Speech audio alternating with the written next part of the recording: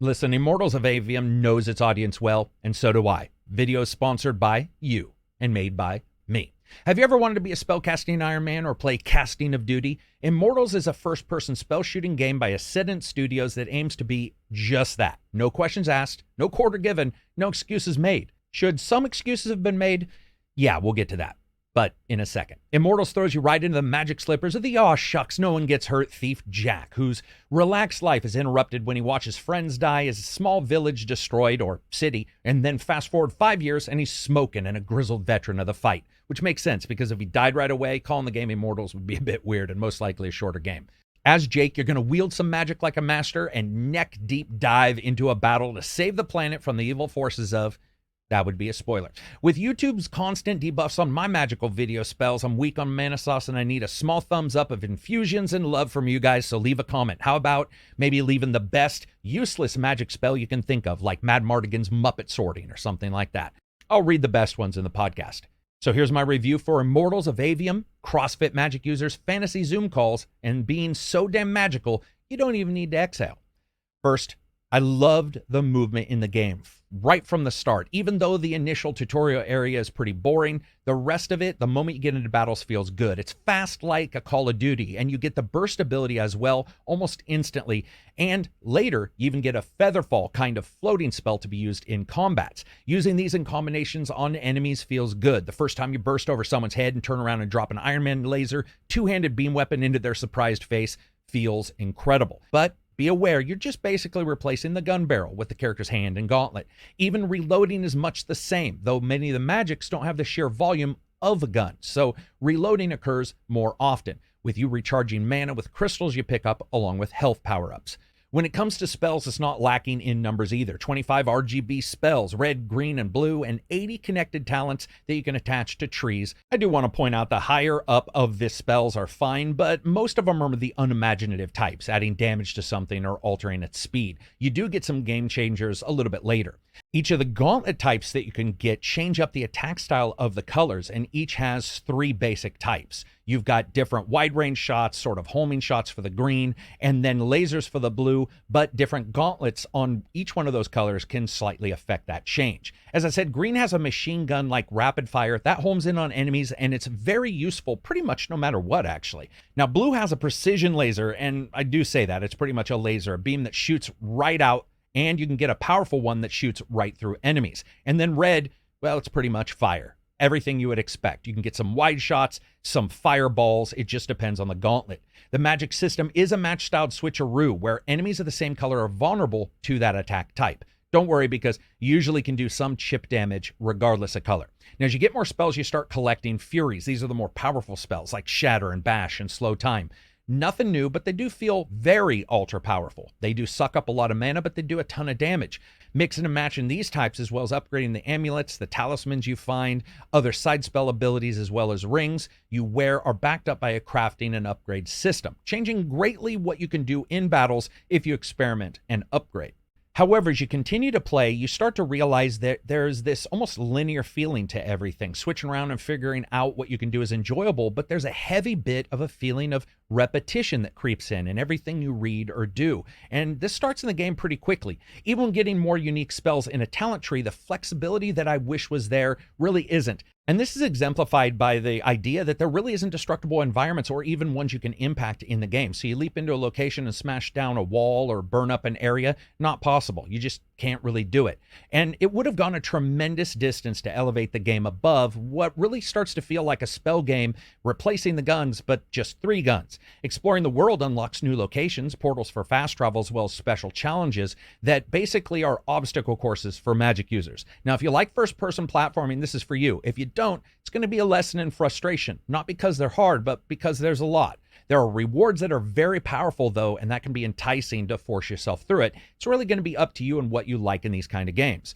The game doesn't lack for stuff to do, but it's very linear. Between the enemy battles, the main missions, and the puzzles all over the place, you can really try out different magic combination and the logic challenge. It's just that every single thing I did or place I went to, I started to feel deja vu.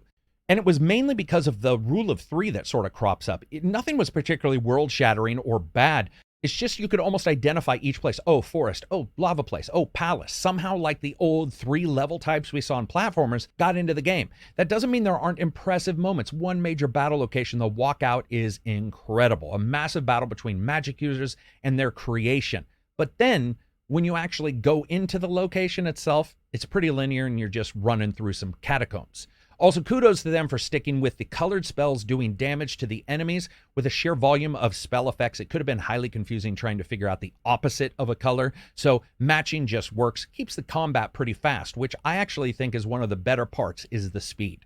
For better or worse, that's pretty much what's on offer here. It's what you get. It's a stick-to-it kind of work methodology. I'm not sure how long it'll work for gamers, though, because despite all the switching in the enemies, it does sort of just become an RGB battle system. Even the bosses are usually find a color of a spell that hurts them and shoot them in the face, or a weak spot, break it, and then shoot them in the face, or dodge a bunch and then shoot them in the face.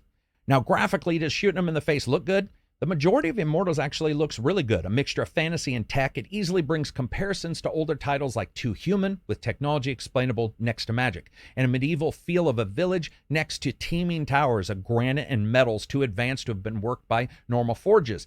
It also reminds me forcibly of God of War's elven locations in some of the architecture. And the game offers a variety of locations as you work through each one of them, wide open spots for a couple battles, forest areas for others, tunnels, catacombs. If you feel like I'm describing Biome 101 for gaming, I sort of am.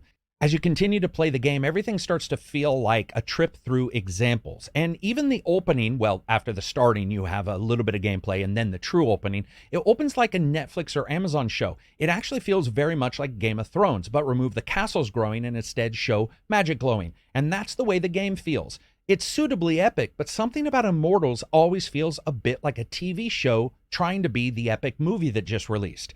But magic's not a part of that. It gets flowing pretty good with various spell effects depending on which of the gauntlets you've equipped. Because of the color systems and because a lot of things in the game seem like it's 1, 2, or 3, it does again feel templated. All of those battles are usually just because a couple enemies teleported in. Now the game looks its best when there's boss battles or mini boss battles, dragons, massive constructs, huge creatures encased in metal and armor. Most exist in arena style areas though. So you get this amazing looking guy and then a small place to fight him in. If there's one huge positive here, and it does help the fiction, it's the fact that even the larger enemies in the game, pretty much all of them, use magic that you can feel and recognize as your own. And it does go a long way to book in the game's appearance and structure as a world versus something that feels separate. It should, because you're fighting enemies with the same overall drive that you have, which is to control the magic of the world. I just wish that magic was a bit more magical and impactful. Like fireworks without the sound. It looks cool, but it's not the full experience, and adds to that odd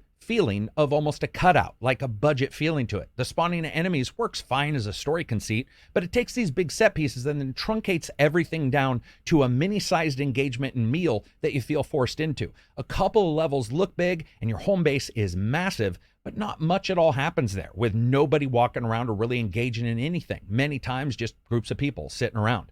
Up close, there's a good amount of detail on characters' faces, but it does run a bit into Uncanny Valley. Some detail here and not there. You can pick out Gina Torres instantly as the Major General, but even when they're talking, it all looks oddly tit for tat. Like there was a rule that said just enough, and that's good enough. But when it comes to the performance, I actually had a really good experience here. Now, the game does have a couple stutters, and it builds shaders in the first location. They're working on that. But even in later levels, while there was a couple stutters here and there, usually the FPS would get into the hundreds on the 4090 and really never look back, even in some of the larger battles. The game's also got a good number of options for graphics and a great system for identifying the graphic options that you want, rating your card and CPU with a number and showing the impacts of any of those options, adding or subtracting to a comparison number. Strangely though, it doesn't seem to take RAM into any calculation or account in those options, and we do know that some things will be impacted by RAM size and speed and availability. It's also a bit buggy. One time listed my CPU is dramatically lower than even the lowest numbers could handle, so I had to jump into my settings to see if someone had turned all but one CPU off. After I restarted it, seemed to correct itself. The system isn't necessarily new. We've seen various calculation systems in other games, but it's a very sound idea, and I think it can help newer gamers. It did have a pretty major flaw, and that's that anisotropic filtering, which basically added huge penalties in the comparison, did as, well, anybody suspects, and barely affected anything at all, going from none to 16 with really no impact on the FPS, despite that alert being very high. So it needs some fine-tuning. Lastly, the game is using Unreal, and I want to talk about that. It's got some shader compilations. You will notice some stutter at the starting. They say that they're working on it, and there's a day one patch, but I want to warn you. Unlike Remnant's use of Nanite, though, there is still some pop in here, even though they're using that system. They said, again, a day one patch. I'm fine with that because regardless, while there is some pop-up, it's nowhere near as bad as most other games. For example, Atlas Fallen. It's usually just a tree here or a tree there off to the side. And there's some commensurate low detail textures, but I actually still thought that this looked really good for what they were trying to show. It does not really hold up with those big AAA games, though. What else doesn't hold up? A lot of the audio categories. First, the voices. The game is pretty thick with lore in the first 15 minutes, and you're called by no less than, I think, 4 or 5 terminologies and slangs. And then after that, another 2 or 3 more. It can be really confusing trying to figure out what is in the lore, what matters, what's slang, and what people are calling you. Also, there's a number of environmental problems. The first is terrible. Absolutely atrocious canned audio. It sounds like it's directly from an office with a hand mic when you get close to groups, with laughter and people talking about a deadline at one time, and somebody says 2 hours super loudly, and that repeats a lot. It's also odd to hear a female voice when 2 male characters are sitting there in the actual video game itself. It's terrible, and many times sounds exactly the opposite that sounds and tonal changes should do when you're outside, for instance. I get it, maybe you don't have the budget to throw tons of people out there, but the sound of an office can be heard outside when you're on a rampart. This might be changed prior to the release, but we're damn close to release already. And I do got to point out again, the mixture of all these terms with consistent modern terms is jarring. We've seen it in other games, and it rears its head here. Hearing someone drop some unique magical terms and then someone say, "You got me by the balls," or dropping the word boss like someone at a dock. It's all over the place in its terminology and the way it presents itself. And while it's done to make it feel like this world is a mix of many things, including magic and tech, it hurts the narrative. Also, the characters' voiceovers, not the greatest. The main character, his little witty banner that he tries to pull off, never feels tonally correct for almost any engagement that you're in. It just never feels like that character has any growth. They start and they pretty much end identical. And what starts and ends identical also is the music. It started and I didn't like it, and it ended and I really didn't like it. Now, each game has to do something with that track to elevate the atmosphere or merge into the action so that the music is sort of a partner in elevating the situation.